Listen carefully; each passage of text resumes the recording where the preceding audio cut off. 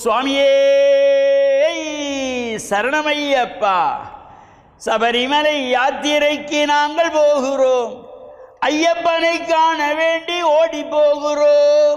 சபரிமலை யாத்திரைக்கு நாங்கள் போகிறோம். ஐயப்பனை காண வேண்டி மலைக்கு போகிறோம். கல்லும் முள்ளும் குத்தவில்லை காடுமலை கடினமில்லை. கல்லும் முள்ளும் குத்தவில்லை காடுமலை கடினமில்லை. சுவாமி சரணம் சொன்னோம், ஐயப்ப சரணம் சொன்னோம், தூரம் அதிகமில்லை, அதோ ஐயப்பன் எல்லை. சபரிமலை யாத்திரைக்கு நாங்கள் போகிறோம்.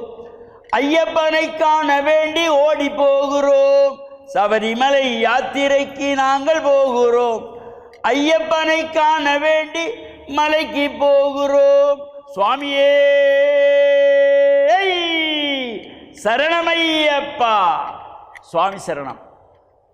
மேன்மைகள் சைவ நீதி விளங்குக உலகமெல்லாம். நோயற்ற வாழ்வே குறைவற்ற செல்வம். அந்த நோய் நொடி இல்லாத வாழ்வு இந்த உலக மக்கள் எல்லோரும் வாழ வேண்டும் என்று கலியுகத்தின் காந்தமலை ஜோதியாகிய சபரிமலை சுவாமி ஐயப்பனுடைய திருவடிகளை சிறந்தாழ்த்தி டான் தமிழொலி ஓம் தொலைக்காட்சி நேயர்கள் அனைவருக்கும் சர்வதேச இந்து மத குருபீடம் அகில இலங்கை சபரிமலை ஸ்ரீ சாஸ்தாபீடத்தின் சார்பில் இனிய வணக்கங்களும் நல்லாசிகளும். என்றும் மங்களகரமான விஸ்வாவசு வருஷம் கார்த்திகை மாதம் 29ஆம் நாள் 15/12/2025 திங்கட்கிழமை என்ற ஒரு சிறந்த நாள். கார்த்திகை சோமவார விரதம், சிவனுக்குரிய சோமவார விரதம். அது கார்த்திகை திங்கள் 5வது கார்த்திகை சோமவார விரதம். நாளைய தினம் மார்கழி மாத பிறப்பு. இன்றோடு கார்த்திகை மாதம் நிறைவு பெறுகின்றது. அது மட்டுமல்லாமல் இன்றைய தினம் காத்தல் கடவுளாகிய மகாவிஷ்ணுவை வேண்டி மாதங்கள் தோறும் வழிபாடு செய்கின்ற திதியை அடிப்படையாக கொண்ட திதி வாரியான விரதமாகிய ஏகாதசி விரதம்.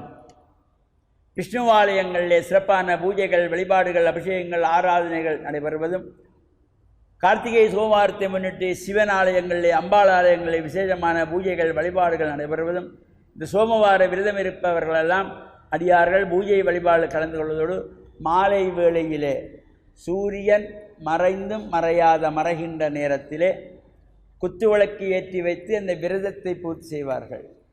அவ்வாறு சிறப்போடு கூடிய இந்த கார்த்திகை திங்கள் என்கின்ற கார்த்திகை சோமவார விரதத்திலே 5வது திங்கட்கிழமை. இம்முறை 5 கிழமைகள் திங்கட்கிழமை. இன்றோடு கார்த்திகை மாதம் நிறைவு பெற்று நாளைய தினம் செவ்வாய்க்கிழமை 16/12/2025 மார்கழி மாத பிறப்பு.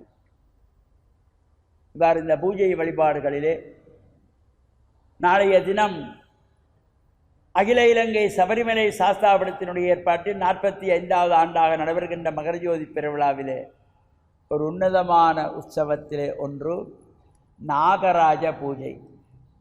உயிருள்ள நாகபாம்புகளுக்கு பூஜை, அபிஷேகம், பாலபிஷேகம் செய்து அடியவர்கள் வழிபாடு செய்கின்ற ஒரு தனித்துவமான சிறப்பும் சாஸ்தாபீடத்தை தொடர்ச்சியாக நடைபெற்று வருகின்ற ஒரு உன்னதமான நிகழ்வாக நாளைய தினம் செவ்வாய்க்கிழமை பிற்பகல் 3:30 மணி முதல் ராகு கால நேரத்திலே ராகு கால துர்கா பூஜையோடு கன்னிப்பெண்கள், சுமங்கலி பெண்கள் எல்லாம் எலுமிச்சம்பழத்திலே விளக்கேற்றி குங்கும அர்ச்சனை செய்து வழிபாடு செய்ததும், அங்கே நாகராஜாவுக்கு பூஜை நடைபெற்று ஆராதனைகள் நடைபெற்று நாதாஞ்சலி, நர்த்தனாஞ்சலி, நாட்டியாஞ்சலி இவையெல்லாம் சிறப்பாக நடைபெற்று சகல அடியவர்களும் மாலை அணிந்த சுவாமிகளோடு பக்தர்களும் இந்த நாகராஜா உயிருள்ள பாம்புக்கு பாலபிஷேகம் செய்கின்ற ஒரு சிறப்பு.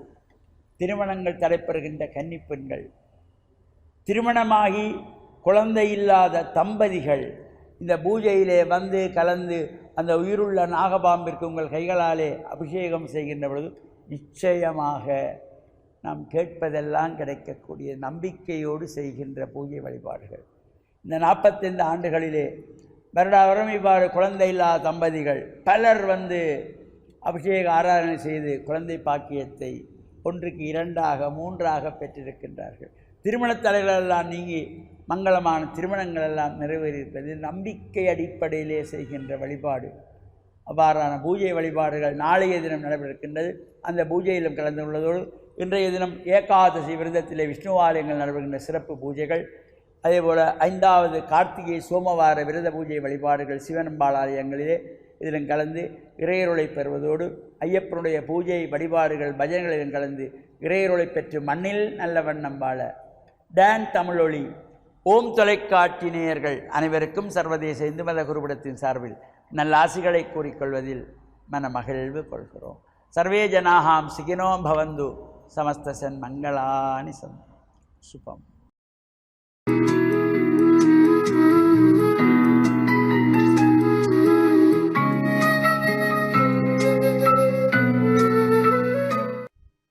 இறை இயேசுவில் என் அன்பு நெஞ்சங்களே, கிறிஸ்தவ நற்சிந்தனை வேளையில் உங்களை சந்திப்பதிலே எனக்கு மிக்க மகிழ்ச்சி.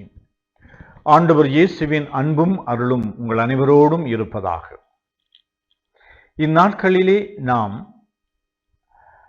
கிறிஸ்துவினுடைய பிறப்பு அண்மையில் இருக்கின்றதை எண்ணி பல்வேறு ஆயத்தங்களிலே ஈடுபட்டிருக்கின்றோம். எல்லா நிலைகளில் இருக்கின்றவர்களுக்கும் இது ஒரு பெரும் விழாவாகும். நாம் ஏழைகளாக இருக்கின்றோம் என்பதனாலே, நாங்கள் பாதிக்கப்பட்டவர்களாக இருக்கின்றோம் என்பதனாலே, அல்லது நாங்கள் பாவிகள் குற்றம் குறைகளோடு வாழ்ந்து கொண்டிருக்கின்ற எமக்கு என்ன கிறிஸ்துவினுடைய பிறப்பு விழா என்று நாங்கள் நினைக்கக்கூடாது. ஏனென்றால் இயேசு என்றால் மீட்பர்.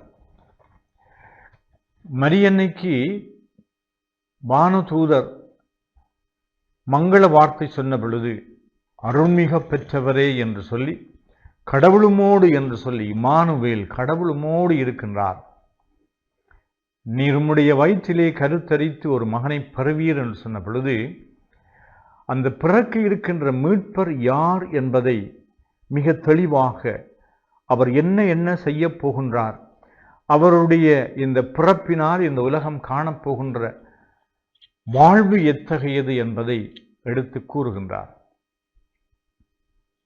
அவர் கடவுளுடைய மகன் என்று சொல்லுகின்றார். அவர் இயேசு என்றால் அவர் ஒரு மீட்பர். தாவீதுடைய அரியணையிலே அவர் அமர்ந்திருப்பார் என்று, ஒரு அரசராக இருப்பார், ஆட்சி செய்கின்றவராக இருப்பார். அவருடைய ஆட்சிக்கு முடிவே இராது என்று சொல்லி எக்காலத்திலும் அவர் வெற்றி வீரனாக இருப்பார்.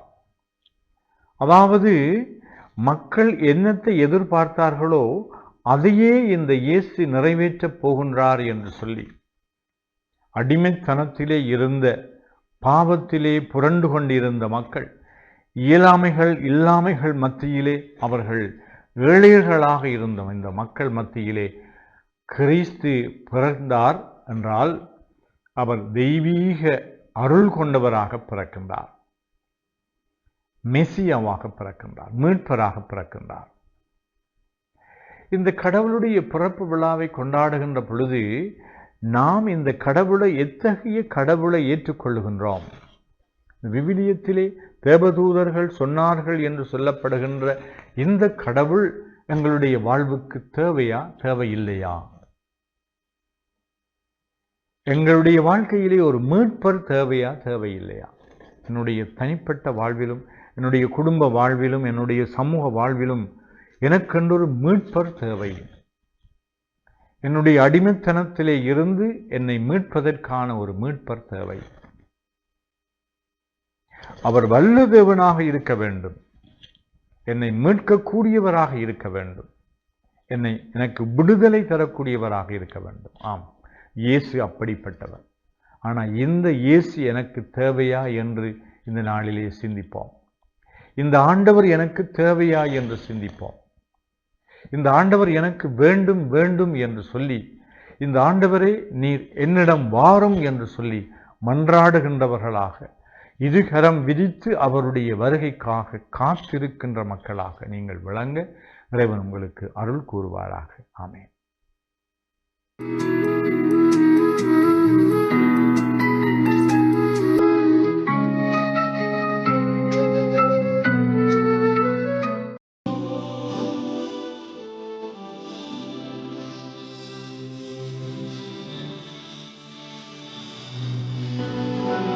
பிஸ்மில்லாஹிர் ரஹ்மானிர் ரஹீம்.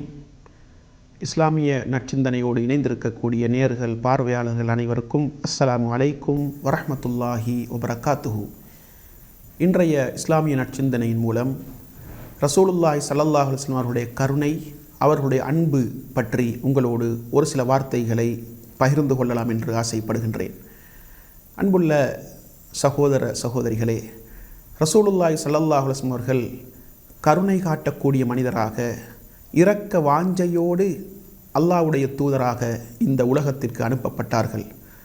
அதனால்தான் அல்லாஹ் தஆலா குர்ஆனிலே நபி அவர்களை பற்றி சொல்லுகின்ற பொழுது ரஹ்மத்தன் லில் ஆலமீன், உலக மக்களுக்கு, உலகத்தாருக்கு கருணையாக, அன்பு காட்டக்கூடியவராக அனுப்பப்பட்டார்கள் என்பதை அல் குர்ஆனிலே சொல்லி காட்டுகின்றான். ரசூலுல்லாஹி ஸல்லல்லாஹு அலைஹி வஸல்லம் அவர்கள் ஒரு பொழுதும் தனது சகோதரர்களுக்கு எதிராக அல்லாஹ்விடத்திலே பிரார்த்தனை செய்யவில்லை. தனது எதிரிகளை கூட அல்லாஹ்விடத்திலே சபித்து பேசவில்லை. அல்லாஹ்விடத்திலே மிகவும் காரசாரமான முறையிலே சபித்து திட்டி பேசுகின்ற பக்குவம், பழக்கம் நபிகளாரிடத்திலே இருக்கவில்லை என்பதை நாங்கள் பார்க்கலாம்.